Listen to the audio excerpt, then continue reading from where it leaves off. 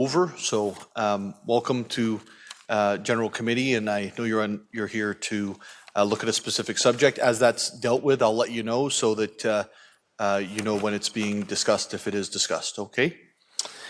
The first item on the agenda is the consent agenda. For the consent items, I'll read out the title associated with the recommended motions printed on the agenda. Members of General Committee may ask that an item be held to discuss it further. If an item is not held, the motion is deemed to be approved on consent. No further discussion of the item will take place at General Committee, and the recommended motions will go forward to City Council for consideration. Just before we move into the actual consent agenda, we'll go through the updates from members of committee who are chairs of the various committees. So we're going to start with affordability, and that is from Councillor Harris. Thank you, Mayor Nuttall. Happy to give the report on the April 16th Affordability Committee. We had one public meeting, and the public meeting was with regard to a bylaw amendment and draft plan of subdivision for 435 Ann Street North and 33 Harrison Crescent in Ward 4. We did have a modest representation from the community, raise some concerns with regard to that, and presentation from both staff and the developer. And then the other major presentation that night was concerning our citywide community and sustainability design guidelines. And Ms. Banfield and Jordan Lambie, our senior urban design planner, provided a presentation regarding these guidelines. And there was a great deal of, as you will remember, interest from council about these guidelines and what they represented for the future. So very interesting and eventful discussion. And finally, we received the report from the Heritage Committee. Thank you. Thank you, Councillor. I'm going to move on to Councillor Hamilton with the report of the Infrastructure Committee. Thank you, and through you, Mayor Nuttall. The Infrastructure and Community Investment Committee met on Wednesday, April 30th at 5 p.m. All council members were in attendance for that. We did receive a number of reports from the Communities in Bloom Committee, from the Active Transportation and Sustainability Committee, and the Arts Advisory Committee, and also correspondence concerning the Warming Centre was received. There was a call for open delegations, of which there was one. We heard from Michael Hassey and Rick Hebster from 185 Dunlop Street East, providing an open delegation concerning the Bayview Park Reservoir decommissioning and removal. In their presentation, they shared that Sam Kinsella Park is underutilized, inaccessible, and fails to serve the growing downtown. They felt that the planned decommissioning of the old water reservoir provides an opportunity to rethink how Sam Kinsella Park could look and feel in the go-forward direction. And they shared a very interesting and intriguing design concept with the council members in the committee, storing what their vision could be for Sam Kinsella Park. So, and there's a number of recommendations that we'll get into this evening based on, or a deputation, one recommendation based on that deputation that we'll receive this evening. There's also a couple other things that we're going through in the recommendation section. One is pertaining to a committee name change, and one is pertaining to the adult entertainment bylaw. Thank you, Councillor, for the update. In terms of the three items that are on the Infrastructure and Community Investment Committee, is there any holds on any of the three items? Seeing none, those are approved on consent. I'll now go to Finance and Responsible Governance, and that is Councillor Harvey. Yeah, thank you, Mayor Nuttall. We met on April the 30th. All 4 members of committee were present, along with the other 7 members of council, along with 11 staff. We first had a presentation from Watson and Associates in regards to the 2025 ward boundary review for preliminary options. And as a result of that presentation, Deputy Mayor Thompson proposed a motion that option 1 and option 2B be presented in the preliminary future consultations that will be conducted with the public. We also received the report of the Spirit Catcher Committee dated March 27th, 2025. And then in Section D, there was 14 items that members of council had put forward in regards to community project submissions. And they range from everything from picnic tables, benches, bike racks, and planters going into area parks, along with a capital grant going to the Barrie Sports Hall of Fame for some of their capital investments at the East Bayfield Arena, along with the Legion in regards to their banner project to recognize World War II veterans, school bursaries for students, along with tree planting in parks. And the last one was for an interpretive timeline in Military Heritage Park also. Thank you. And so I'm actually going to move this the same way because there's many motions on this agenda. Are there any of the items that members of committee would like to hold? Councillor Riepma. Yes, I would like to hold FRG 17, Redwood Park.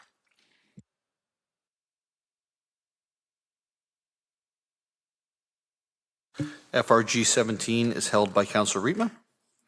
And we'll go to the Affordability Committee dated April 30th.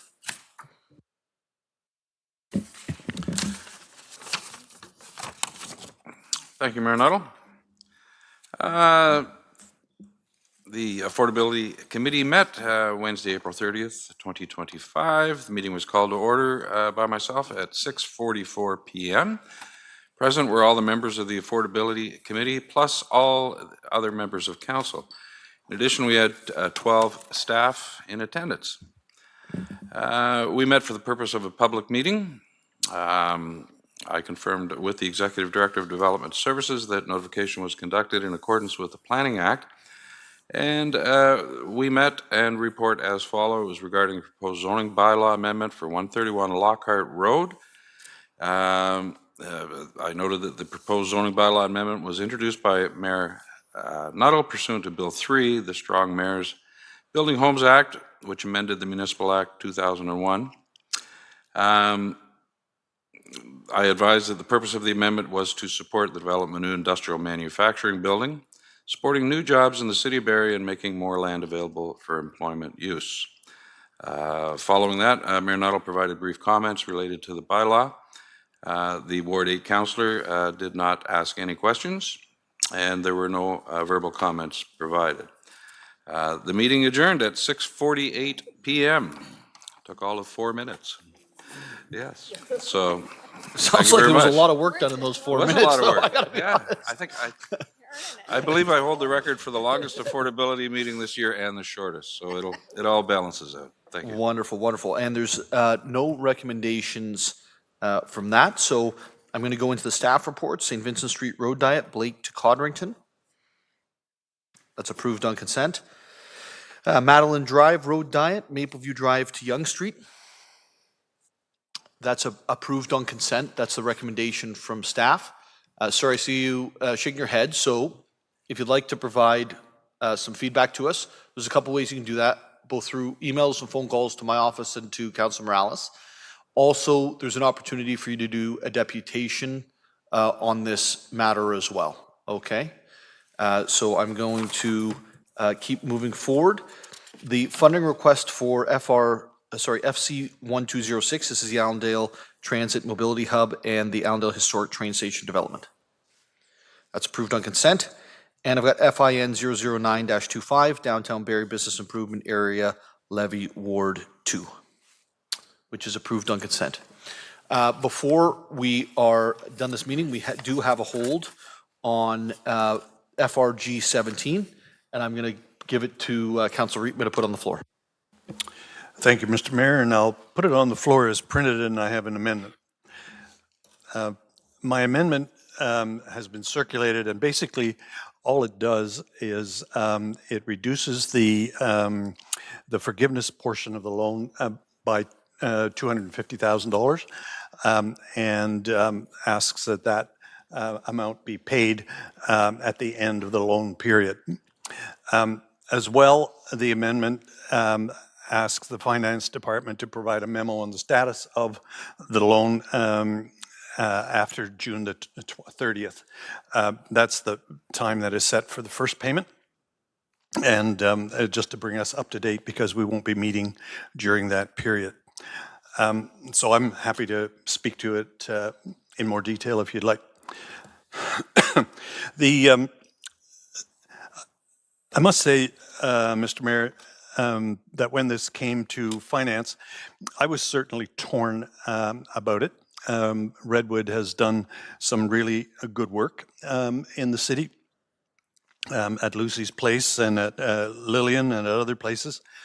And we as a city have really supported them. On the other hand, $500,000 is a lot of money to leave. And we had an agreement with them that they would repay that loan in full. I think in the meantime, of course, we've given them every amount of money that we could under our existing programs. And of course, our loan for the last 3 or 4 years has been interest-free. So that also adds up to a considerable amount of money, close to $500,000. So I wrestled with this, and my initial inclination was that we should not give them a discount for paying early, but that certainly wouldn't incent them. And I'm trying in this way to continue to incent them, to continue to support them, and at the same time watch the taxpayers' dollars a little tightly. So that's the reason for my amendment. Okay, thank you for the amendment and the rationale. Are there any other questions or comments? I have Deputy Mayor Thompson. Thank you, Mayor Nuttall. And maybe just a procedural, as there's two parts to the amendment, I was wondering if we could separate the reporting back, which I would believe would be prudent to get an update on the dates that were set out in the original amendment, and then the reduction in the forgiveness as a separate motion, if that's at all possible. Yeah, Deputy Mayor, the way that we'll deal with that is an amendment to the amendment. So if you'd like to amend Councillor Rietma's amendment by changing the dollar amount, you're free to do so. That would leave the rest of it in there. Okay, to simplify then, I would have an amendment that would go back to the original of 500,000, and then leaving the second paragraph to report on the payment schedule that was laid out in the original motion. And I'll listen for my colleagues around the table, and I can speak if I feel necessary. Thank you. Before I go over to Councillor Kungl, if it's okay, I'm going to weigh in at the beginning, which I don't do often, but I think need to hear. The time to be prudent with taxpayer money was when the commitment was made. The commitment was made by another council to help fund this project with $3 million. And I was hoping not to get into this because I'm not sure that we actually achieve much at this point in public. But the reality is that the organization, due to inflation, rising construction costs, and all of the stuff, the budget was missed. We've missed a couple of times. We look at tonight, there's things that are outside of what we expected have happened in construction projects. And then we've lived within our means by finding the dollars in places that we've been better than we had expected to cover that. That's because we're the City of Barrie and we have a massive budget. They are not. They are a firm is the wrong word, a not-for-profit, thank you, Deputy Mayor, a not-for-profit that provides transitional housing. Now, I want to be clear with council here. The decision to provide the grant for $500,000 is a decision to recoup the remainder of the investment. And I know that sounds counterintuitive. But if we don't provide the grant, the organization, the not-for-profit, will not be able to attain the financing required to be able to repay the loan to us for the remaining $2.5 million. And we essentially, by not giving the grant, leave ourselves in a worse financial position than by giving the $500,000 grant. And we are constantly talking around this table about being prudent with taxpayer money. The prudent thing to do here, folks, is to recognize when we need to cut our losses. And it's a benefit to the community that we cut our losses on this because of the 32, Councillor, something like that, 32 units, 32 individuals that will be getting help there. 12 family units. And so, you know, from where I sit, you probably didn't think you'd see me advocate on this side of it, but this is the prudent thing to do. Otherwise, it could be 24 months more, 36 months more, 48 months more before we actually get our original investment back of the $3 million. And so these are tough decisions to make, but we got to make the right decisions. The right decision on this is to both support the organization because of what they do, but also to support the organization because it'll actually get us our dollars back. And we don't actually give the grant until we see the money coming back, right? So we realize the repayment prior to the grant being able to be fully implemented. So I'll leave my comments there. I want to actually thank Eric in the mayor's office. He's not here, he's doing other work right now in the mayor's office, for working through this, and Redwood for coming to the table with the financial position of what they're in, and being able to find a solution to move forward. Councillor Kunkel. Thank you, Mayor Nuttall. And I think that context is helpful for the public. And I'm supporting the amendment to the amendment. I think in the context that you've shared, but also the nuances, while I appreciate what you're bringing forward, Councillor Rietma, I think it's also looking at knowing that there's something on the table that we've got some confidence in that is a workable and amount that Redwood can actually see through. So I'm leaning to the 500,000 as it was originally tabled before the amendment. Thank you, Councillor. Councillor Harris. Yeah, thank you, Mayor Nuttall. Although I appreciate the intention, I of the first amendment, I do support the amendment to the amendment. I think just trying to draw some parallels. I don't know if they're exact, but I don't think they're out of line either. As we approve the Allendale Downtown Transmobility Hub, the timeframes are very similar to those projects. I think about all the impact, all the factors that impacted the Allendale Transit Hub as it relates to timing, getting done, and the cost. Similar times, similar experience with the projects through Redwood. So I do see there's some similarity. I don't think it's a false equivalency at all. I think it's fairly similar. So I think the 500,000 amended back to that amount makes sense to me. So I'll be supporting that. Thank you.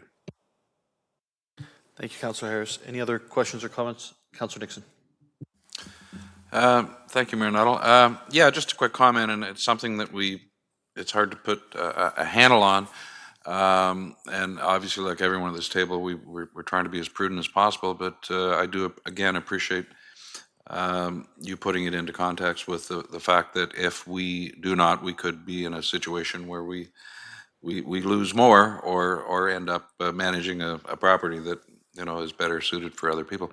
The other thing we need to consider is the economic impact of those 12 families and 32 people, I believe, who, if that building doesn't go forward, and touch wood, but if those people find themselves on the street, then the social impact cost to that is probably equal to the amount that we're giving. So having said that, yeah, thank you.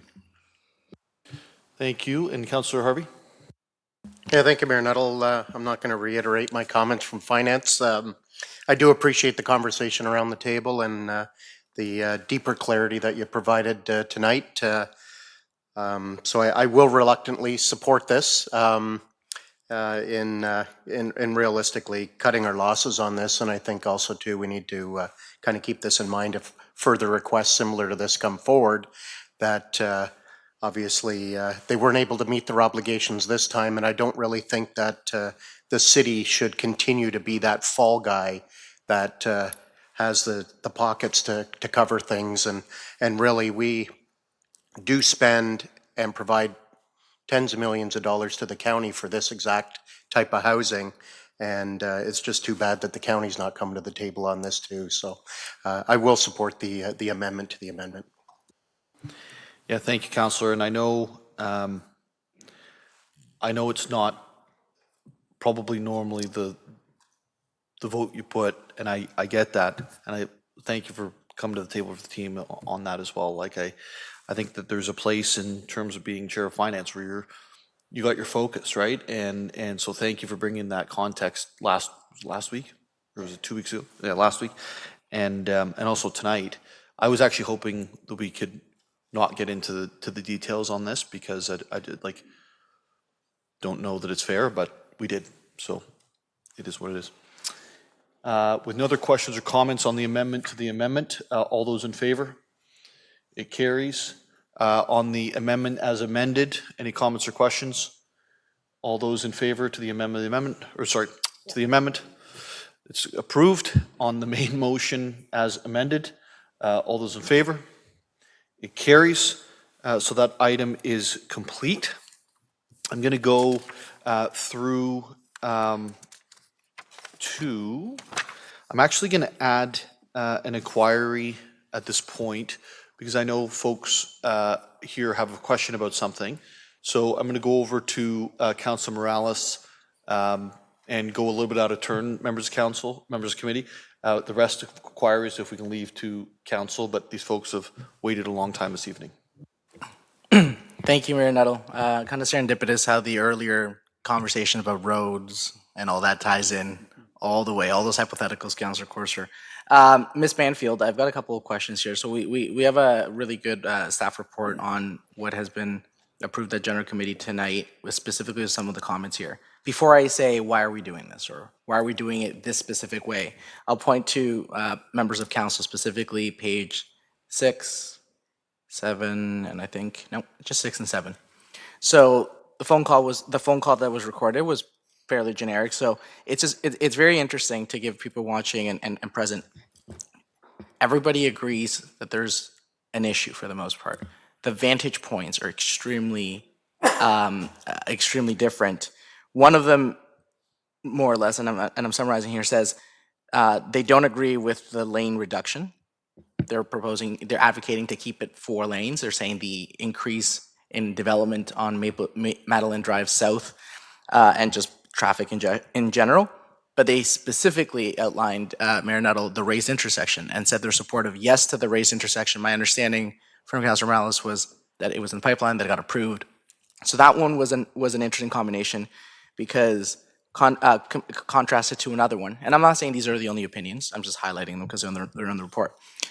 The other one was the author was in support of the no parking signs, in support generally of the bike lanes, because that was their understanding that was what was going to occur at various stages where this has been considered.